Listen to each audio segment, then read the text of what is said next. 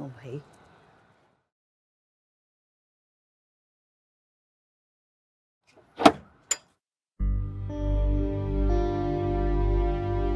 अस्सलाम वालेकुम। वालेकुम अस्सलाम। क्यों आए हो यहाँ पे?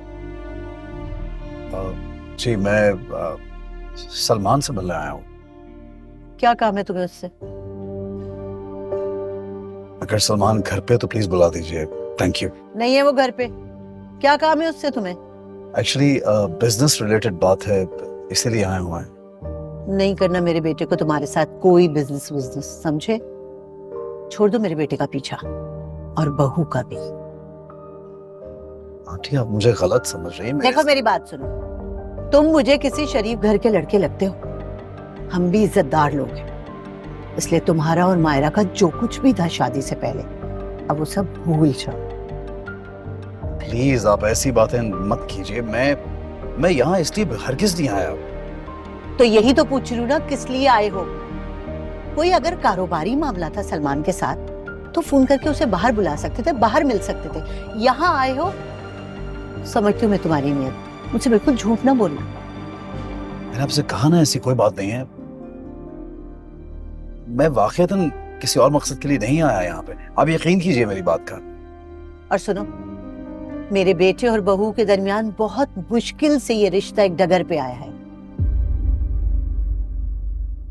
अल्लाह ताला अब उनकी फैमिली बनाने जा रहा है, औलाद की नेमत से नवाज रहे होंगे, इसलिए हाथ जोड़ के तुम्हें कहती हूँ, पीछा छोड़ दो उनका, भूल जाओ मायरा को। सुनो, तुम्हारा जो भी मामला था शादी से पहले मायरा के साथ, अब वो सब भूल जाओ और दोबारा इस घर की तरफ रुख भी ना करना, समझे? जाओ यहाँ से।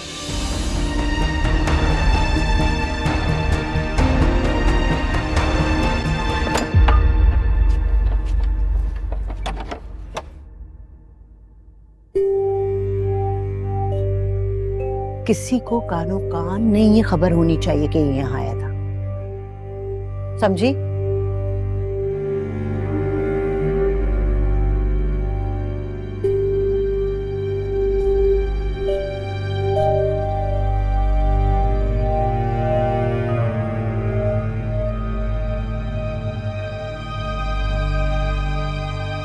कुछ समझ नहीं आ रहा मायरा कि मैं क्या करूं। सनान मुझसे मोहब्बत करते हैं, मगर पता नहीं फिर भी मुझे इतना डर क्यों लग रहा है।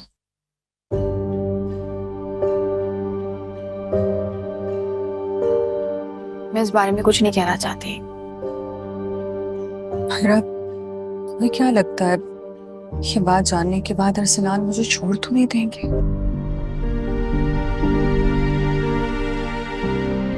तुम्हें ये बात समझनी पड़ेगी, आज नहीं तो कल अरसलान भाई को पता चल जाएगा।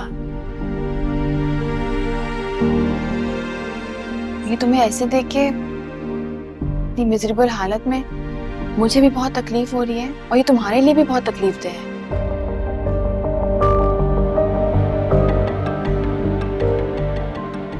देखो विशाल, मियाँ बीवी का रिश्ता एतमाद पे बनता है। तुम्हें बिना किसी डर, बिना किसी खौफ के सारी बातें उनसे कहनी चाहिए। ये एक बहुत ही पर्सनल मैटर है, ऐसा पर्सनल मैटर जो मियाँ बीवी ही बात कर सकते हैं जिसके बारे में। तुम्हें इस बात का अंदाजा नहीं है कि ये बात अरसलान के लिए कितनी बड़ी है। रात की खुशी उनके लिए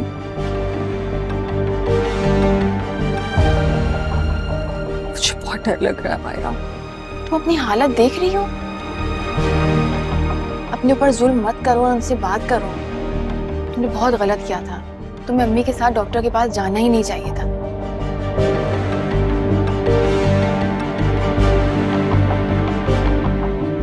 पता नहीं ये सब कुछ मेरे साथ ही क्यों हो रहा है। अच्छा, बिना किसी डर के, बिना किसी खौफ के तुम अरसलान भाई को ये सारी बातें बता दो, ताकि किसी अच्छे डॉक्टर के पास जाके तुम लोग कंसल्ट करो, तुम्हें मेडिकेशन मिले, ताकि तुम। नहीं मायरा, मैं ये बात अरसलान को नहीं बता सकती। मुझ में इतनी हिम्मत नहीं है कि मैं अपने मुंह से उनको ये बात बताऊं।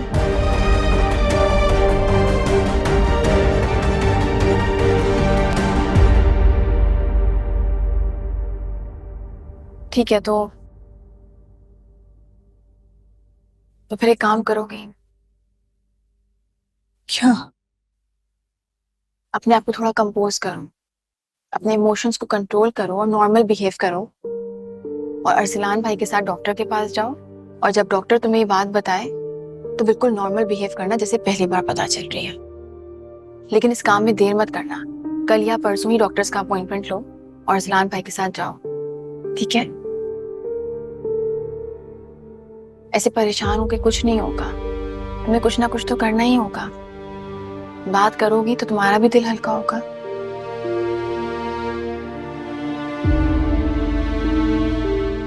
तुम समझ रही हो मेरी बात?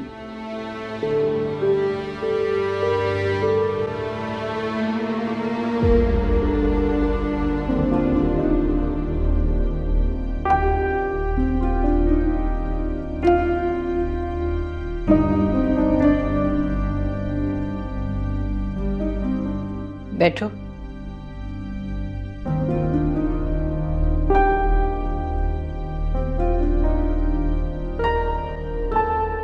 तुम नौकरी छोड़ दो। सुन रही हो मैं क्या कह रही हूं? कल से नौकरी पर नहीं जाओगी तुम। अम्मा, मिशाल और मायरा की शादी पर जो पैसे खर्च किए थे वो कमेटियां अभी तक चल रही हैं। अगर मैं नौकरी छोड़ दूंगी तो कमेटियां कहां से भरूंगी मैं?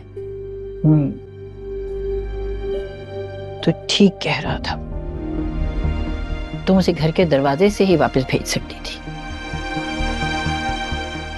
और दरवाजे तक आने की भी क्या जरूरत थी? औरत मर्द को शह देती है तो उसमें हिम्मत आती है। न सिर्फ ये कि वो दरवाजे तक आया, कैसे घर में घुसकर उसने तुम्हारा रिश्ता मांगा मुझसे। ये जुर्रत उसको तुमने दी है और किसी ने नहीं। अम्मा, मैं एक बार नहीं कई बार नजीब साहब को मना कर चुकी अरे हूं। छोड़ो बीबी, मना करने वालियां कोई और ही होती हैं।